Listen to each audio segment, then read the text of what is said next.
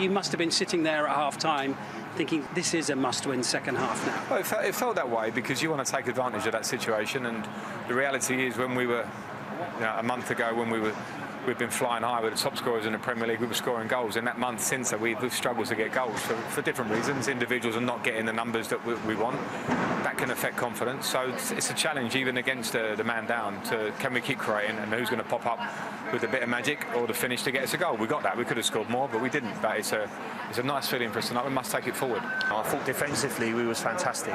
You come in at half-time, you understand the game's a little bit different. All of a sudden now we still wanted to be a bit of a counter threat, which we was. I remember Cavallero chance maybe in the second half, bit of a confusion. And we had moments, but like I said, second half you're probably playing the clock a little bit. And 78 minutes, you're thinking maybe let's hold on here, want to be. But look, listen, nothing but absolute admiration for my team. If there was a proud moment, I was proud after Tottenham. Certainly, I'm proud today because they were superb to a man, really. Found your shooting boots in the last week or so. Yeah, I've turned 22, and now I've got 2 goals. So it's been a good week. Hopefully that continues. I should have had 2 tonight, really. I should have scored in the first half. So yeah, I would have been happy with 2, but yeah, I'm very happy with 1 as well. I hope he doesn't have to wait till he's 33 to get a third. A lot of talk about, obviously, this season and Chelsea's new signings, the amount of money that they spent on them. But to my mind, their best and most consistent player is Mason Mount. He's been terrific. Well, that's why I think he's always first on Frank's team sheet. I think he knows he can rely on him. He scores goals. He's got the creativity to his game. Got energy as well, hasn't he? Real energy. You know what? When you look at his game, there's not much missing. No. I really don't think there is. I think, and in today's game in particular, this was a pressurised game, I think, for Frank and this Chelsea team, and he really epitomised that feeling and really took the game to Fulham. His technique is impeccable with lovely strikes like that. He thought he should finish it. I thought it was a tough chance. He had that bite in midfield when they needed it. He was there to defend his teammates when he wasn't happy with certain challenges going in, and rightly so. It was a poor challenge from Robinson. I love this. Tight, under pressure, receives it with space, side on, looks really calm and composed in those areas in and around the box. And the one thing you know of Mason Mount, there's no better person, I think, in a Chelsea team for this ball to fall to right now. It's a poor decision from the goalkeeper, Areola, but the strike from Mason Mount, drops his shoulder, keeps himself over it, and he just knows, hit the target, keep it down, in at the back of the net. It was a really accomplished display from him, I thought, today. Very much so. We showed it there in the Mason Mount analysis, the turning point in the game, the red card. Yeah. No complaints for that. No, none at all. Rash, wasn't it? None at all from... I don't think he's tried to hurt him, but he's... I don't think so, but the way he's gone in with some real intent there, because, like, as much as he's not going in to hurt him, unfortunately, if he catches him... It's dangerous. Mason Mount's right. I'm surprised there ain't more Chelsea players around with that, because look at that. That is really... He's really done well to get out of the way there. That's a leg breaker if he catches him.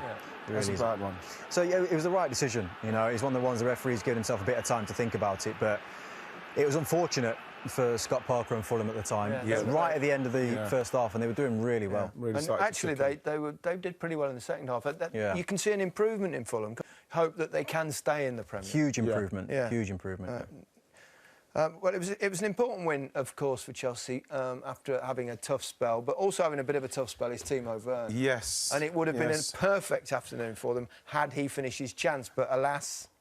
Yeah, I was willing him to score this because he looks like one of those kind of strikers that once he gets going, he really does. And he does literally everything right here. When he gets to the end, which we'll see on this other angle, when he gets to here, it's just... it's almost behind him a little bit. It's almost like in golf, he's blocked it. The ball needs to be just a little bit more in front of him so as he can get that whip on it. And unfortunately, up until that point, he'd done everything right. But it's just unfortunate that he just got too much on it and it went wide. But, hopefully he'll keep going and he'll get his goals. What do you do? Well, we've all been, as strikers, we all go through bad spells. What did you do? Did you try and change things or just make sure you keep doing the right thing? I just kept trying to score in training. I just kept trying to score in training because then if you keep scoring in training, then the muscle memory will be in the game. Obviously, the crowd come in and then you start feeling a little bit like... Well, not at the moment, though. Well, not now, but like when the crowd's there, you do get a bit of nerves, but... I didn't. I'm just glad you answered that question right. If that was him or Shearer, you know the answer. It would have been, we never went through a bad spell. Yeah. Never went through one. That's not true. I did say we all go through bad spells. Yeah. No, definitely. Never hear about those. I've never heard about. No, the nice thing when you finish playing is they all get forgotten. It's like you remember, they forget all the rubbish that you played. It's terrific. Probably just saw his smile on the final whistle. That was a massive win for Chelsea. Doesn't matter how they got it. They got it. That's all that mattered. And the game did change on the red card. And I don't think anybody can have any complaints that this is a red card. No, not at all. It's naive. I think I think he shows his youth here, Robinson. The ball's there to be won. He seems to have time to get there. Just mistimes it. I don't really think there's much malice in it. It's just a bit of a lazy challenge. And as soon as you're that split second late, then he leaves the referee no option. Yeah, I mean, I'm not even sure he makes much contact because he's so out of control, so reckless. He could have endangered. It could have been a lot worse for Akpoleta. So he left the rest no decision. He had to send him off. Whether he meant to or not, he's endangered. He's out of control. He's out of control. Completely out of control. And they've done really well up till then, Fulham. And it was just really a question in the second half whether Chelsea were going to be able to make the extra man count. And for a long time, it looked like they may not be able to.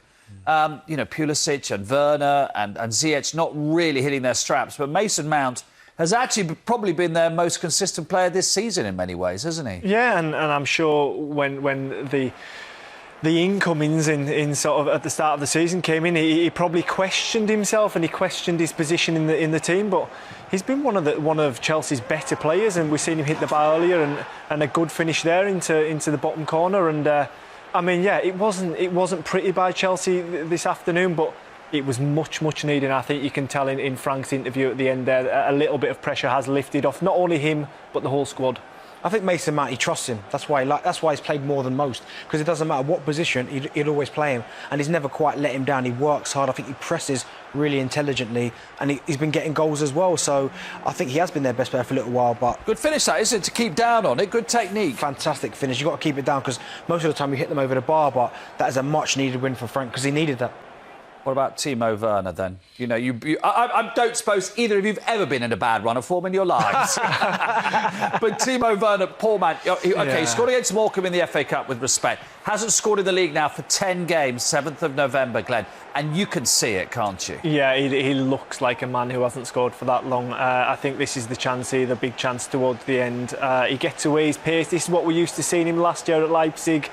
Just got to bend it in the bottom corner, and it's criminal to not even hit the target. And I think when he turns away there and his body language walking back on the field, you can just see a man that's really down in the dumps and not so happy. But it's one of those things. That chance when he went through 1-3-1, when your confidence is as low as it is, that they're the worst type of. So much to think about. Do I go round him? Do I chip him? Do I roll it in the bottom corner? What he needs is him to throw himself into the 6-yard box, hit him and go in, and hopefully things will turn around for him. But at the minute, it just doesn't look like he's going to get near a goal. Yeah, just an instinctive one. Stick your he's not got to think anything to break that duck. Yes, but I mean, for me, he's got to hit the target. I don't care if the keeper saves it, then the keeper's earned his money for me. Yeah. He's got to hit the target. When you miss the target, you've done the keeper's job for him. A huge win for Chelsea then.